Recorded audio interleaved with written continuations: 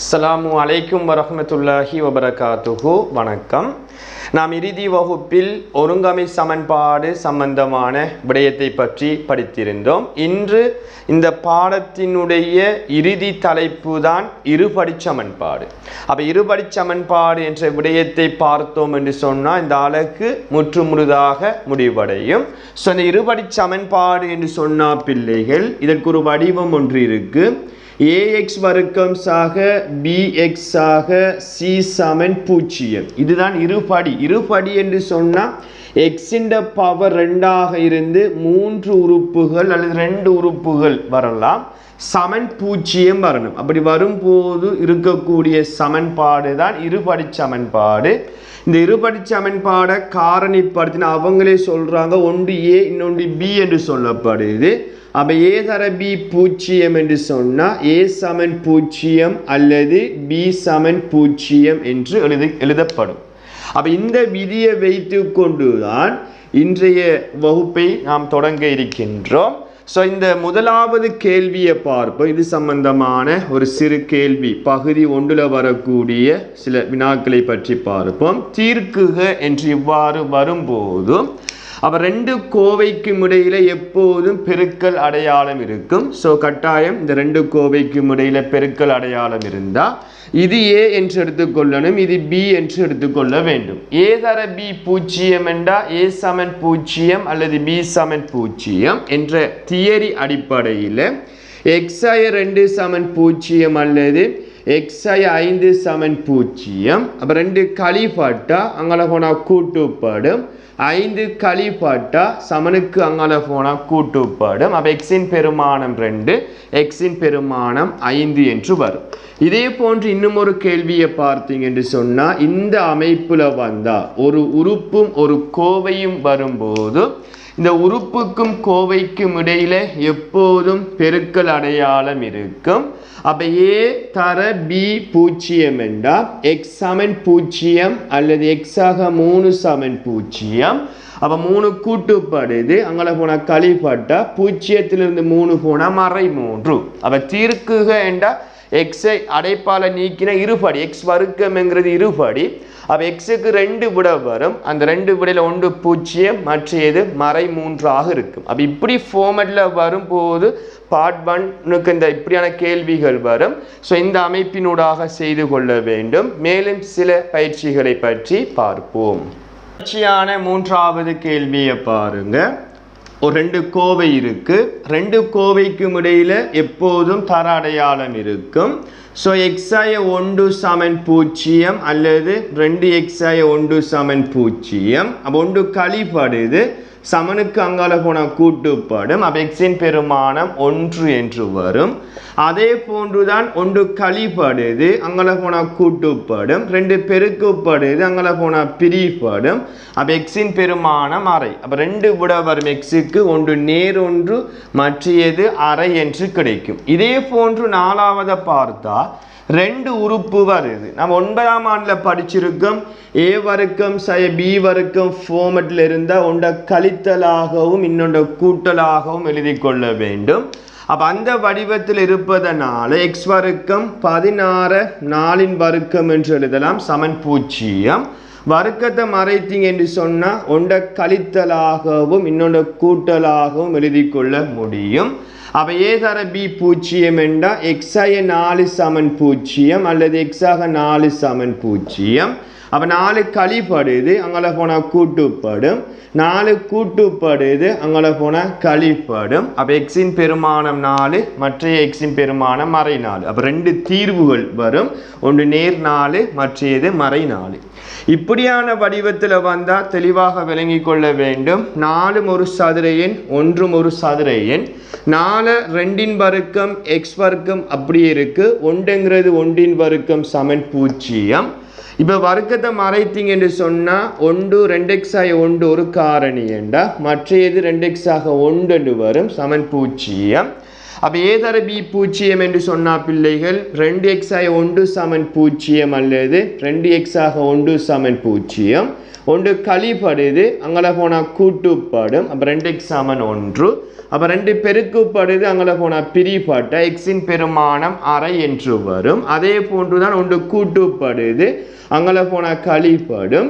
2 பெருக்கப்படுது அங்கே போனால் பிரிப்படும். அப்போ எக்ஸின் பெருமானம் மறை அரை என்று வரும். அப்போ 2 தீர்வுகள் வரும். ஒன்று நேர் அறை இன்னொன்று மறை அறை என்று வரும். ஆறாவதை பாருங்க, இப்படி 3 உறுப்புகள் வரும்போது நீங்கள் 4 உறுப்பாக மாற்றி காரணிப்படுத்தியும் செய்யலாம், அல்லது நேரடியாக அதனுடைய காரணி எழுதி செய்தாலும் பிரச்சனை இல்லை. அப்போ நீங்கள் 4 உறுப்பாக மாற்றி செய்யுங்க. எக்ஸ் வர்க்கத்துக்கு முன்னுக்கு எந்த பெருமானமும் இல்லாட்டி அங்கே 1 இருக்கும். அப்போ 36 36. அப்போ பெருக்கினா 36 வரணும், கூட்டினா 15 வரணும் என்று சொன்னால் 3 தர 12 36. 3ஐயும் 12ஐயும் கூட்டும் போது 15 வரும். 15க்கு முன்னுக்கு என்ன அடையாளம் இருக்கு? நேர் இருப்பதனால 2க்கும் சகையை கொடுக்க வேண்டும். காரணம் கூட்டும் போது கூட்டுத்தொகை வருது. எதன் சார்பாக இருக்கு? எக்ஸ். அப்போ 2க்கும் எக்ஸை போட்டு எக்ஸ் வர்க்கம் சாக 3x ஆக 12x ஆக 36 என்று எழுதிவிட்டு முதல் 2லையும் எக்ஸை பொதுவாக எடுத்தால் எக்ஸ் ஆக 3 சகனசாக 12 பொதுவாக எடுத்தால் எக்ஸ் ஆக 3 சமன் 0 போட்டுக்கொள்ளுங்க. அப்போ எக்ஸ் ஆக 3 ஒரு காரணியும் எக்ஸ் ஆக 12 ஒரு காரணியும் என்று வரும். அப்போ ஏ தர பி 0 என்றால் எக்ஸ் ஆக 3 சமன் 0 அல்லது எக்ஸ் ஆக 12 சமன் 0 என்று வரும். அப்போ 3 கூட்டுப்படுது அங்கே போனால் கழிப்படும். 12 கூட்டுப்படுது அங்கே போனால் கழிப்படும். 12. இவ்வாறு அந்த 2 தீர்வுகள் உங்களுக்கு கிடைக்கும். இதே போன்றுதான் 7வது கேள்வியை பார்த்தா 2x வர்க்கம் சமன் rx என்று சொன்னால் அந்த ஒரு இருபடி சமன்பாட்டு ஃபார்மேட்டுக்கு மாற்றணும். ஒரு பக்கம் 0 வரணும். அப்போ 2x வர்க்கம் அப்படியே இருக்கு, rx கூட்டுப்படுது இங்கே வந்தால் கழிப்படும். ஸோ சமன் 0. இதை வர்க்கமாக மாற்ற முடியாவிட்டால் இந்த 2 உறுப்புகள் வரும்போது வர்க்கமாக மாற்ற முடியாவிட்டால் இந்த 2 உறுப்புலையும் எதை பொதுவாக எடுக்கணும் என்று யோசிக்கணும். 2 மடங்கு தான் 6. ஸோ 2 பொதுவாக எடுக்கலாம். எக்ஸின் மடங்கு எக்ஸ் வர்க்கம், எக்ஸை பொதுவாக எடுத்தால் பிரக்கெட் பண்ணி எக்ஸாய 3 என்று வரும் சமன் 0. இப்போ இவ்வளவும் ஏ இவ்வளவும் பி, ஏ தர பி 0 என்றால் 2x சமன் 0 அல்லது எக்ஸாய 3 சமன் 0. 2 பெருக்கப்படுது அங்கே போனால் பிரிப்படும். 0 2ஆல் பிரித்தா 0 என்று வரும். 3 கழிப்படுது அங்கே போனால் கூட்டுப்படும். எக்ஸின் பெருமானம் 3 என்று கிடைக்கும். அப்போ இவ்வாறு தான் இப்படியான ஃபார்மேட்டில் வரும்போது அந்த இருபடி சமன்பாட்டை தீர்க்க வேண்டும். மேலும் சில பயிற்சிகளை பற்றி பார்ப்போம். இப்போ 8வது கேள்வியை பாருங்க. இந்த அமைப்பில் ஒரு வினா வருகின்றது. எக்ஸ் ஆக 3 முழுவதின் வர்க்கம் சமன் 16. இப்போ எக்ஸ் வர்க்கம் என்று சொன்னால் எக்ஸ் தர எக்ஸ் என்று பெருக்கமாக எழுதுவதை போன்று இதை எக்ஸ் ஆக 3 எக்ஸ் ஆக 3 என்று எழுதலாம், அல்லது அடைப்பை நீக்கி செய்து கொள்ள வேண்டும், அல்லது அடைப்பை நீக்காமலும் செய்யலாம். இப்படி இலகுவான ஒரு மெத்தட் என்று சொன்னால் எக்ஸ் ஆக 3 முழுவதின் வர்க்கம் அப்படியே இருக்கட்டும். 16 கூட்டுப்படுது இங்கே வந்தால் கழிப்படும் சமன் 0. இது ஒரு இருபடி சமன்பாட்டுக்கு மாற்றிவிட்டோம். இப்போ இவ்வளவுத்தையும் ஏ என்று எடுப்போம். ஏ வர்க்கம் சய இதை வர்க்கமாக மாற்ற முடியுமா முடியாதா? முடியும். அப்போ எக்ஸ் ஆக 3 முழுவதின் வர்க்கம் சய 4 வர்க்கம் சமன் 0. அப்போ இது என்ன ஃபார்மேட்டில் இருக்குது? இவ்வளவு ஏ வர்க்கம் சய பி வர்க்கம் வடிவில் வந்தால் ஒன்றை கழித்தலாக எழுதி கொள்கிறேன். எக்ஸ் ஆக 3 சய 4 அடுத்த கோவைக்குள்ள எக்ஸ் ஆக 3 சக 4 சமன் 0 என்று வரும். அப்போ எக்ஸ் அப்படியே இருக்க 3 ரூபாய் இருக்கு, 4 ரூபாய் கொடுக்கணும் என்றால் எக்ஸ் சய 1, எக்ஸ் அப்படியே இருக்கு சக 3 சக 4 சக 7 சமன் 0 என்று அந்த சுருக்களை மேற்கொண்டு விட்டு ஏ தர பி 0 என்றால் எக்ஸாய 1 சமன் 0 அல்லது எக்ஸாக 7 சமன் 0. ஒன்று கழிப்படுது அங்கே போனால் கூட்டுப்படும். 7 கூட்டுப்படுது அங்கே போனால் கழிப்படும். அப்போ எக்ஸின் பெருமானம் 1 எக்ஸின் பெருமானம் மறை 7 என்று விடை கிடைக்கும். இப்படியான ஒரு மெத்தட்லையும் கேள்வி வந்தால் இது பார்ட் 2ல ஒரு ஏற்பாட்டில் 3 அல்லது 4 புள்ளிகளுக்குரிய ஒரு கேள்வியாக அமையும். கோவையை கண்டா முதல் அடைப்பை போட்டு விட்டு குறுக்கு பெருக்கம் பெருக்கிக் கொள்வோம். அப்போ எக்ஸ் அடைப்பு எக்ஸ் ஆக 3 சமன் 2 அடைப்பு 3x ஆக 2 என்று போட்டு விட்டு எக்ஸை எக்ஸால் பெருக்கின எக்ஸ் வர்க்கம் ஆக 3x சமன் 2 3x ஆல் பெருக்கின 6x ஆக 2 4 என்று வரும். இப்போ எக்ஸ் வர்க்கம் ஆக 3x அப்படி இருக்கு, காரணம் எக்ஸின் பவர் 2 இருக்கு. ஸோ நேராக இருக்குங்கிறதால இந்த 2 உறுப்பை இங்கால கொண்டு வருவோம். சய 6x சய 4 சமன் 0 என்று எழுதி கொள்ள வேண்டும். அப்போ எக்ஸ் வர்க்கம் 3 ரூபா காசு இருக்கு, 6 ரூபா காசு கொடுக்கணும் என்றால் எக்ஸ் வர்க்கம் சய 3x சய 4 சமன் 0 என்று எழுதி கொள்ள வேண்டும். அதன் பிறகு பாருங்க 3 உறுப்பு வந்தால் நான் ஆல்ரெடி சொன்ன மாதிரி 4 உறுப்பாக மாற்றணும். அப்போ எக்ஸ் வர்க்கத்தில் குணகம் 1 என்கிறதால பெருக்கினா மறை 4 கூட்டினா 3 வரணும் என்று சொன்னால் 3 3. அப்போ 1ஐயும் 3ஐயும் பெருக்கினா பாருங்க 4 வரணும். இந்த 3 3 வருது, அப்போ சப்போர்ட் ஆகாது. 4 4 போட்டுக்கொள்வோம். கூட்டினா 5 வருது, கழித்தா தான் 3 வரும். கழிக்கும் போது கூட்டுத்தொகை வந்தால் ஒன்றுக்கு ப்ளஸும் இன்னொன்றுக்கு மைனஸும்.